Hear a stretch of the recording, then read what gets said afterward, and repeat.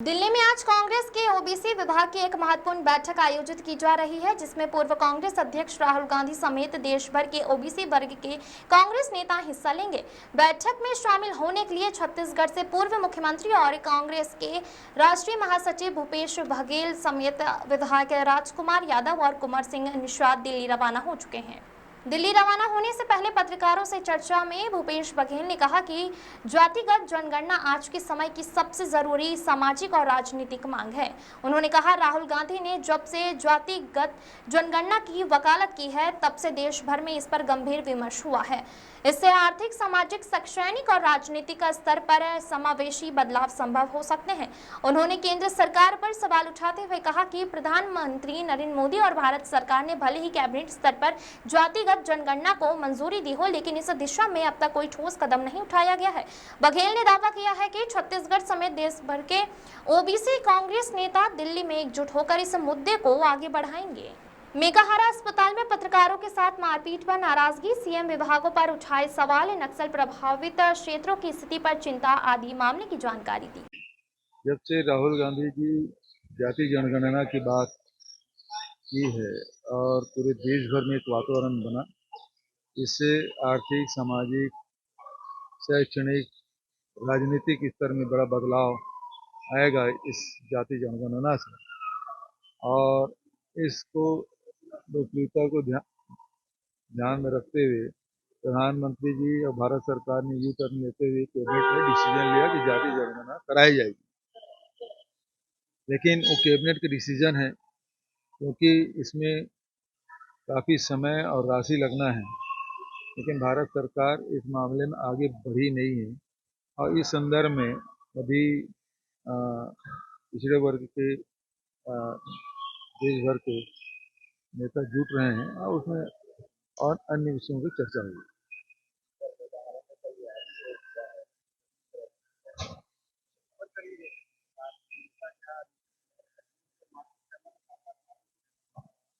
विष्णु देव राय के सुशासन में पत्रकार सुरक्षित नहीं है।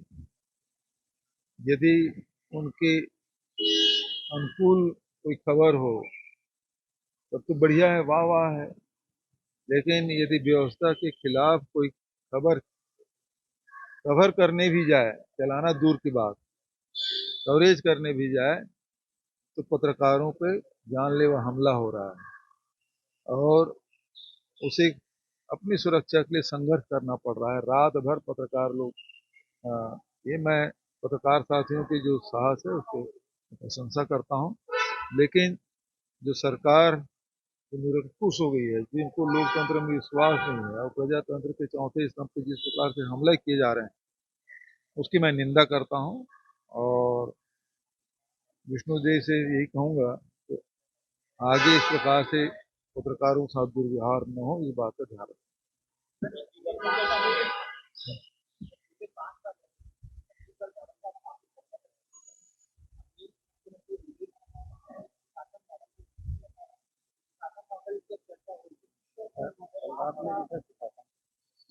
तो रात में दिख गया सुशासन कैसा चल रहा है। उधर प्रधानमंत्री कुछ और दिखा रहे हैं और यहाँ कुछ और। जबकि दंतेवाड़ा जिले में नक्सल पहले ही भी बहुत कम हो गया था और करीब करीब खत्म की स्थिति थी। और वहाँ जिस प्रकार से शिक्षा का प्रचार प्रसार किया, हेल्थ पे, एजुकेशन पे जो हम लोगों ने काम किया है, और खासकर आर्थिक रूप से मजबूती प्रदान करने के लिए जो अनेक कार्यक्रम हम लोगों ने चलाया, इसका परिणाम है। और अब स्थिति ये है कि अब तेंदुपत्ता खरीद नहीं पा रही सरकार। आर्थिक रूप से फिर बदहाली की ओर ढकेलने का काम विष्णुदेव सरकार करे। मनरेगा नहीं चल रहा है, तेंदुपत्ता खरीदी नहीं कर रहा है। इससे निश्चित रूप से आदिवासियों की आर्थिक स्थिति कमजोर होती है।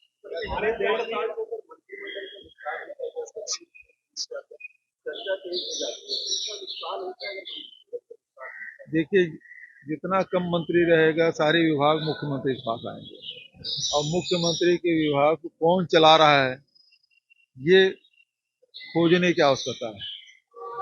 ये आखिर आज चाहे वो माइनिंग की बात हो, चाहे ट्रांसपोर्ट की बात हो, चाहे आबकारी की बात हो, चाहे शिक्षा विभाग की बात हो, सारे विभाग मुख्यमंत्री के पास हैं और इसमें कौन लोग काम कर रहे हैं ये खोजने का विषय है। मैं आपको क्लू दे रहा हूँ, तो खोजिए इसमें कि इन विभागों को कौन चला रहा है, ये देखने की बात है।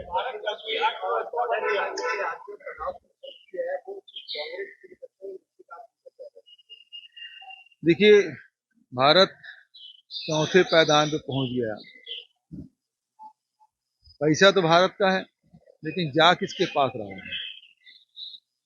जो 2014 के पहले जिन उद्योगपतियों की आर्थिक स्थिति क्या थी और कितने गुना बढ़ गया है, अब 20 कारपोरेट, बड़े कारपोरेट के आप संपत्ति के ब्यौरा निकाल लीजिए,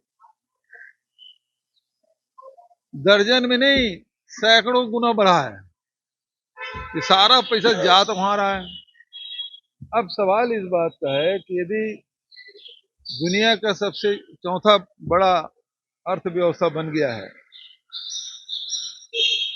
तो फिर मनरेगा बंद क्यों है?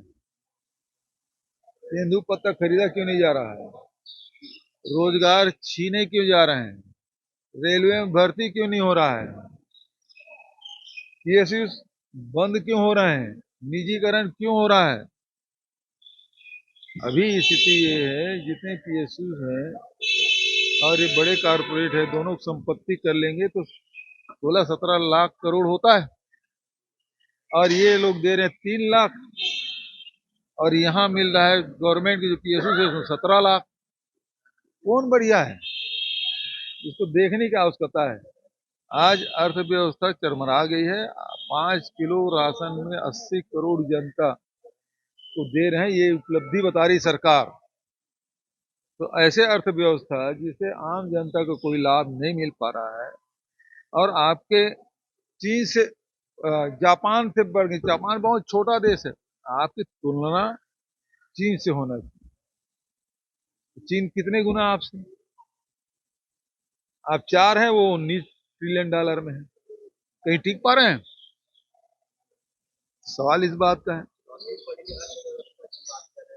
तो वही तो मैं कह रहा हूं कि लोगों की आर्थिक स्थिति क्या है। यदि पर कैपिटा इनकम यदि हिंदुस्तान के लोगों को देखें और चीन के लोगों को देखें या अमेरिका के लोगों को देखें, कई गुना अंतर है। सवाल इस बात का है।